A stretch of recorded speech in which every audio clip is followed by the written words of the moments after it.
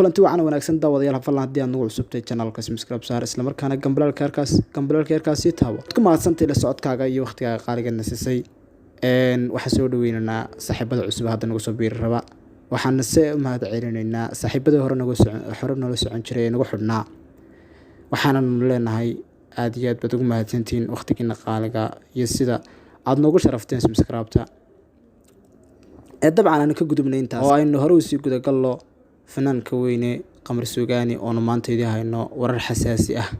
oo baraha bulshada bariyahan dambe la dhex qaadayay wararkaas haddaba warar wax ka jira ma yahay mise warar been abuura isagoo yahay social media meel dadka caanka lagu bartilmaameedsado ama uu yahayba goob fadeexad mooye aan wax kale looba samaysan haddaba ma tahay sharafta qamar suugaani mid lagu dhaawici karo social media mise waxa laga sheegayay ma yahayn wax jira haddaba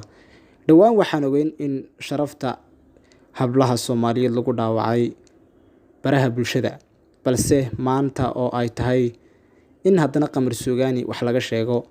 taasoo wax nin rag ah u dul qaadan karo aysan ahayn oo ah arrin weyn haddaba fanaanku muxuu ka yiri arrinkan fanaanku kamuusa hadal balse wararka been abuurka la isla dhex marayo fanaankan qamar suugaani ayaa dhawaan guursaday Nasiim Cabdullaahi fanaankan qamar suugaani waa fanaan caan ah siibahan gaar ahaanna ka caan ah dhanka Somaliland haddaba waxyaabaha laga sheegay wax jira inaysan ahayn annaga ayaa idin xaqiijinana daawadayaal wararkaas oo ah warar been abuur ah oo laga sheegay fanaanka ama sharaftiisa wax loogu dhimayo fanaankan qamar suugaani waa fanaan daayar waa fanaan soo kacaya balse ma aha in sharaftiisa dhulka lala galo dhammaan social media wuxuu u dhisan yahay diwaan xaqiiqada lagu soo sheegaa balse ma aha in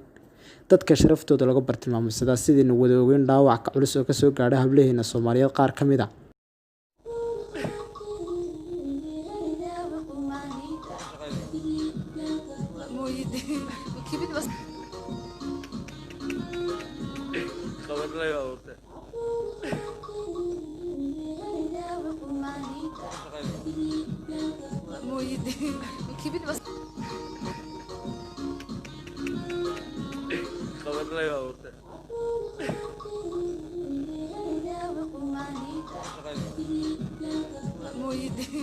كيف